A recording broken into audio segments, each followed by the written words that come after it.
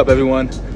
So in today's video, I'm going to be sharing with you my bike travel bag. I've been wanting to share this bag that I travel with for my bike for a very long time.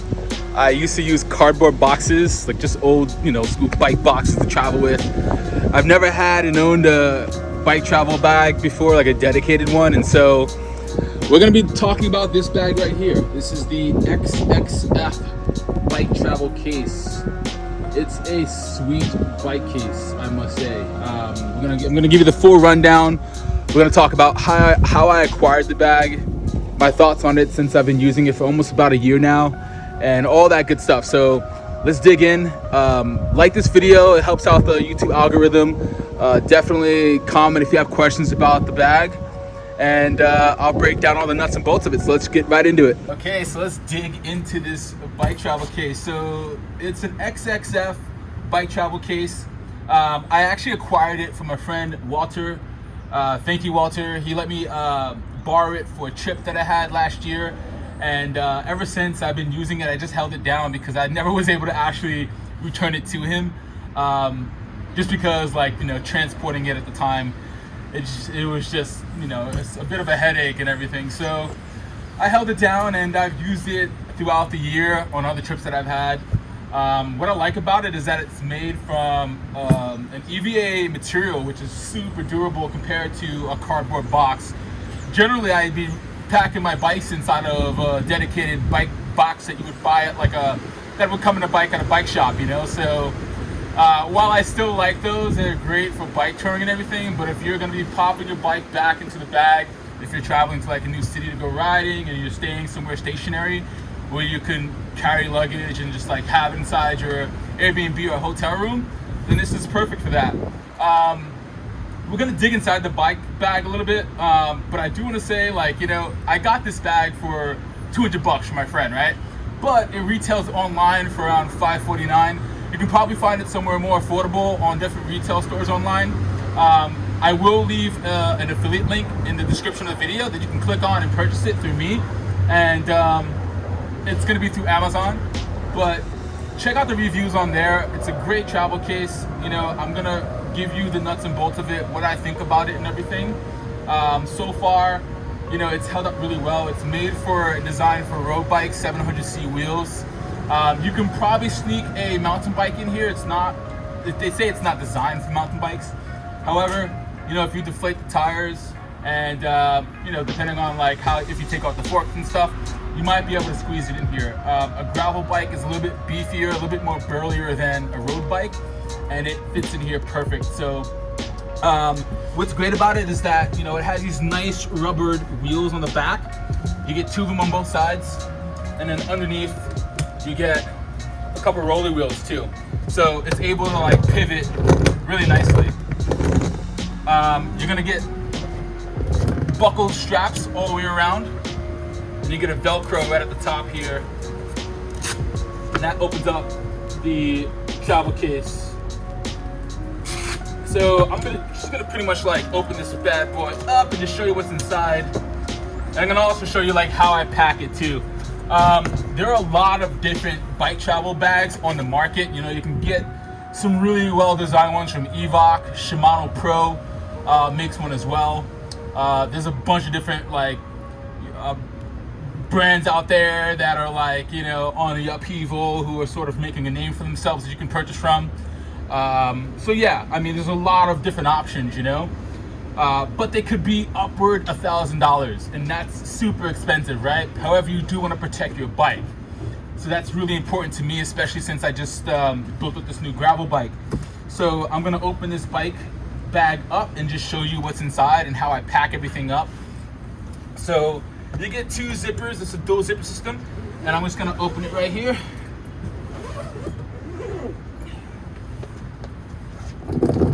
Okay, and I don't know the best way I can show you this, but I'm just gonna just sort of just open it up here, just like so. And you can see inside how I have everything packed here. On this side, you have a compartment for your wheels, and this is where I put my gravel bike wheels. These are sitting on 700 by 36 tires. I didn't even deflate the air out of them, so they're still pumped up. I put a little bit of a layer of foam in here. I just keep it inside the bag to protect the disc brake on the rear wheel. So I put a layer right in front, and then just go ahead and, you know, put this right in front of it right there. I'm gonna flip it around so that you can pretty much see the other side where the bike goes. And then we'll go a little bit closer inside the box so that you can kind of see like what it looks like. All right. So on this side is the gravel bike itself, okay? You have this really nice layer right here, and it's really nice and padded, and it protects the frame from the wheels. You have a nice little bag pouch right here. It's a zippered pouch. You can stuff all your tools in here. I have my pump in here. I keep my Wahoo Element Roam in here as well. And I keep my pedals in here from the gravel bike. These are Shimano XTR pedals. And I just keep that inside here. I don't keep my tools in here. I keep those at the bottom of the bag. So in order to open this up, I'm gonna show you what that looks like a little bit closer. So I'm gonna just grab the camera and get you right inside the bag. All right, so looking right inside, you can see we have this, again, this nice padded sleeve right here. This protects the frame and everything from the wheel compartment. To open that up, I'm just gonna go ahead and release my helmet that's strapped to that, and just go ahead and release these buckles here. I'm gonna do it on this side as well. And then you'll be able to see how I have everything packed in. In terms of the dimensions of the bag, it's 47.5 inches wide, 35 inches in height, and 10 inches in depth when it's closed. You can see how I packed everything. It has these nice straps that pretty much hold up your frame. I wrap it right around my chainstay in the seat tube area. That's the upper chainstay where I wrap it.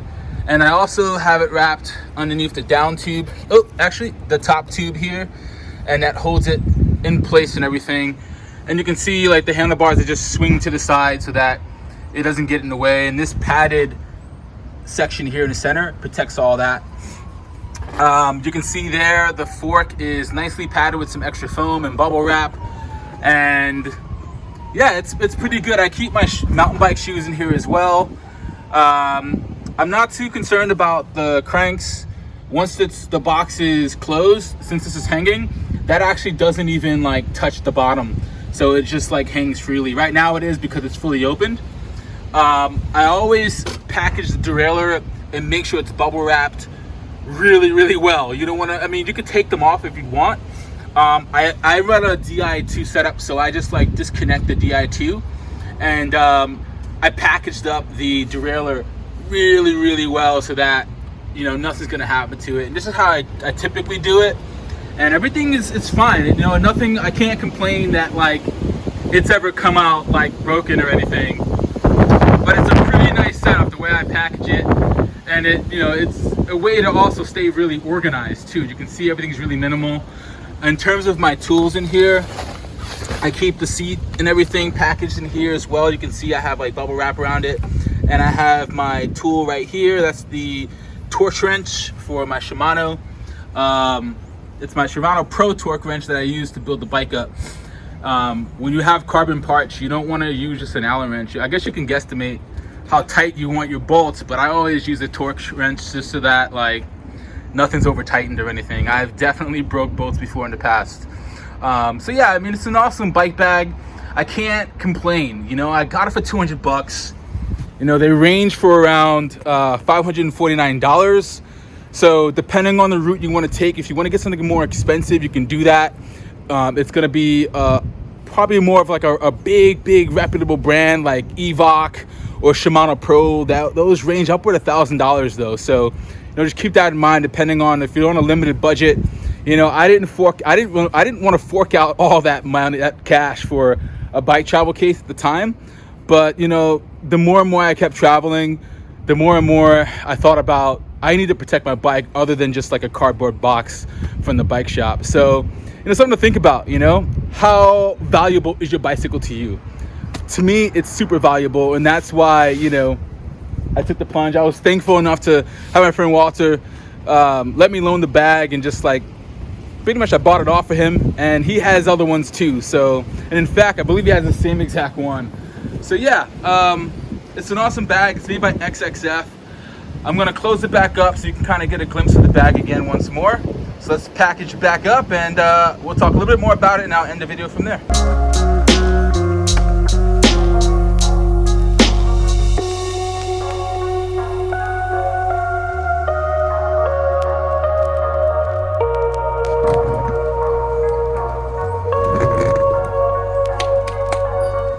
And there we have it. You know, one thing about this bag I do want to say is that I've never ever had to travel with it and get charged for overweight fees. So depending on what you pack in there, if you're going bike packing with it, it may cost a little bit more, because if you're stuffing stuff inside there, of course you're gonna have to pay a little bit extra.